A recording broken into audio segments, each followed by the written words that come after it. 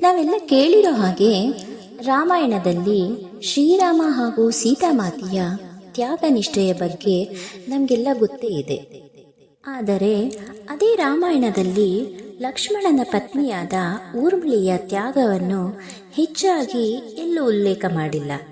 ಆಕೆಯ ತ್ಯಾಗದ ಬಗ್ಗೆ ಹೇಳಬೇಕೆಂದರೆ ಊರ್ಮಿಳೆಯು ಜನಕರಾಯನ ಎರಡನೇ ಮಗಳು, ಅಂದರೆ ಸೀತೆಯ ತಂಗಿ. ಜನಕರಾಯರಿಗೆ 4 ಜನ ಹೆಣ್ಣು ಮಕ್ಕಳಿರುತ್ತಾರೆ. ಸೀತೆಯ ಸ್ವಯಂವರದ ನಂತರ ಶ್ರೀರಾಮನು ಸೀತೆಯನ್ನು, ಲಕ್ಷ್ಮಣನು ಊರ್ಮಿಳೆಯನ್ನು, ಭರತನು ಮಾಂಡವಿಯನ್ನು, ಶತ್ರುಘ್ನನು ಶ್ರುತಕೀರ್ತಿಯನ್ನು ವಿವಾಹವಾದರು.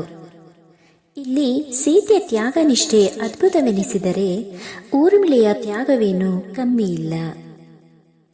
ಶ್ರೀರಾಮನಿಗೆ ಪಟ್ಟಾಭಿಷೇಕ ಮಾಡಬೇಕೆಂದು ಕನಸು ಕಂಡಿದ್ದ ದಶರಥ ಮಹಾರಾಜರಿಗೆ ಅಂದುಕೊಟ್ಟ ಭಾಷೆಯೇ ಮುಳುವಾಯಿತು. ಕೈಕೇಯಿಯ ಆಜ್ಞೆಯ ಮೇರೆಗೆ ರಾಮನು 14 ವರ್ಷ ವನವಾಸಕ್ಕೆ ತೆರಳುತ್ತಾನೆ. ಆಗ ಶ್ರೀರಾಮನ ಸತಿಯಾದ ಸೀತಾಮಾತೆ, ನಿಮ್ಮ ಸುಖ ದುಃಖದಲ್ಲಿ ಮಾತ್ರವಲ್ಲದೆ ಕಷ್ಟದಲ್ಲೂ ನನಗೆ ಸಮಪಾಲು ಕೊಡಿ ಎಂದು ಕೇಳಿಕೊಂಡಾಗ ಸೀತಾಮಾತೆಯನ್ನು ಸಹ ಕಾಡಿಗೆ ಕರೆದುಕೊಂಡು ಹೋಗುವ ನಿರ್ಧಾರ ಮಾಡುತ್ತಾರೆ. ಆದರೆ ಇಲ್ಲಿ ಲಕ್ಷ್ಮಣನ ಬಗ್ಗೆ ಹೇಳಬೇಕೆಂದರೆ, ಪುರಾಣಗಳ ಪ್ರಕಾರ ಲಕ್ಷ್ಮಣನು ಆದಿಶೇಷನ ಅವತಾರವೆಂದು ಹೇಳಲಾಗುತ್ತದೆ.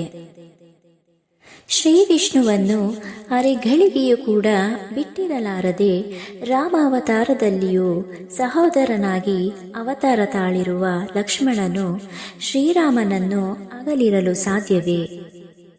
ಹಾಗೆಂದು ಅಣ್ಣನಾದ ಶ್ರೀರಾಮನ ಬಳಿ ಯಾಚನೆ ಮಾಡಿಕೊಂಡ ನಂತರ ರಾಮ ಸೀತೆಯೊಂದಿಗೆ ಆತನು ಸಹ ವನವಾಸಕ್ಕೆ ತೆರಳಿದನು.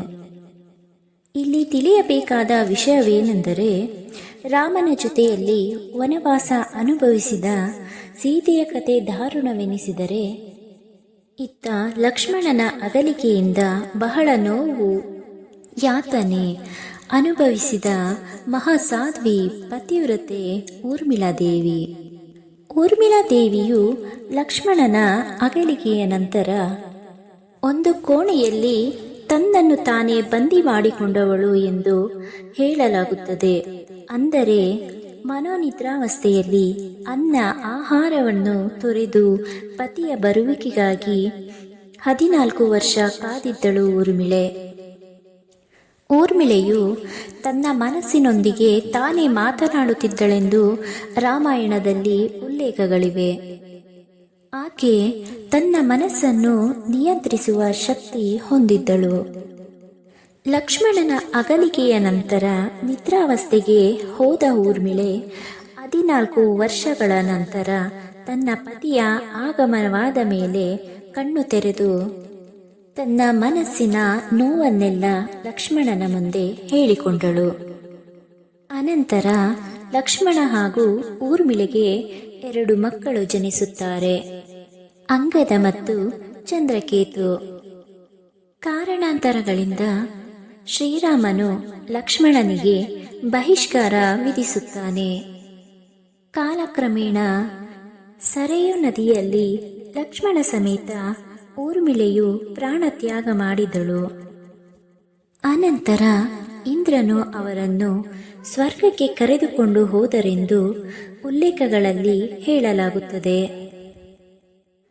ಏನಾದರೂ ಊರ್ಮಿಳೆಯ ತ್ಯಾಗಕ್ಕೆ ಶರಣಾಗಲೇಬೇಕು. ಈ ವಿಡಿಯೋ ಇಷ್ಟವಾದಲ್ಲಿ ಲೈಕ್ ಮಾಡಿ. ಮತ್ತಷ್ಟು ಪೌರಾಣಿಕ ಕಥೆಗಳನ್ನು ಕೇಳಲು ಸಬ್ಸ್ಕ್ರೈಬ್ ಮಾಡಿ.